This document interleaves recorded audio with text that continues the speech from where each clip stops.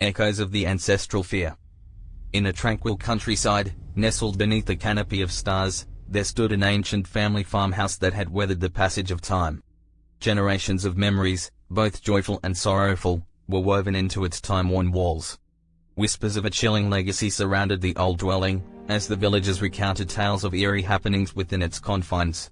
This was the Hawthorne family farmhouse, a place where the past and present converged, and where the echoes of ancestral fear were said to linger. One crisp autumn evening, 4 lifelong friends, Mia, Jake, Lily, and Chris, decided to spend the night at the Hawthorne family farmhouse, motivated by nostalgia and a yearning for adventure. They had fond memories of their childhood visits to the farmhouse, but the unsettling stories that had been shared around campfires couldn't be ignored. As darkness descended upon the landscape, the friends gathered their sleeping bags, flashlights, and a mix of excitement and trepidation. The farmhouse loomed before them, its windows glowing faintly with the soft light of the moon. The wind rustled through the trees, and the air was tinged with the scent of fallen leaves, creating an ambience that was both comforting and eerie. Once inside, the friends set up their sleeping bags in the spacious living room, warmed by a crackling fireplace that cast dancing shadows across the walls. Mia, an amateur historian, couldn't help but share stories she had gathered about the Hawthorne family and their connection to the supernatural. Despite her efforts to keep the atmosphere light, a sense of unease settled among the group.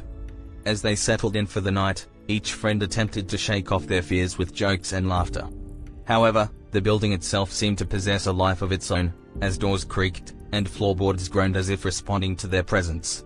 Shadows danced in corners, and a sense of being watched settled over the room. Lily, the most skeptical of the group, brushed off the strange occurrences as mere coincidences. She suggested they explore the farmhouse to prove that there was nothing to fear. With flashlights in hand, they ventured into the dimly lit corridors, discovering rooms filled with forgotten relics and dusty family portraits. As they roamed, the air grew colder, and a feeling of being observed intensified. In the kitchen, they found an old journal belonging to a Hawthorne family member from decades past. Its pages were filled with cryptic entries and references to unexplained phenomena. The journal spoke of a veil that blends with the changing seasons, hinting at a connection between the farmhouse and a realm beyond their understanding. With apprehension gnawing at them, the friends returned to the living room. They lit candles to create a sense of warmth and security, but the flames flickered erratically, casting eerie shadows across the room. The atmosphere grew tense as they shared stories of the strange occurrences they had experienced so far. As midnight approached, a sense of anticipation settled over the group. The farmhouse seemed to come alive, its time-worn features taking on an otherworldly aura. Just as they were about to settle down for the night, a chill swept through the room, and the candles extinguished with a soft sigh. Darkness enveloped them, and the air was heavy with an unsettling stillness. Whispers seemed to echo through the farmhouse, carried by an invisible wind that rustled the curtains.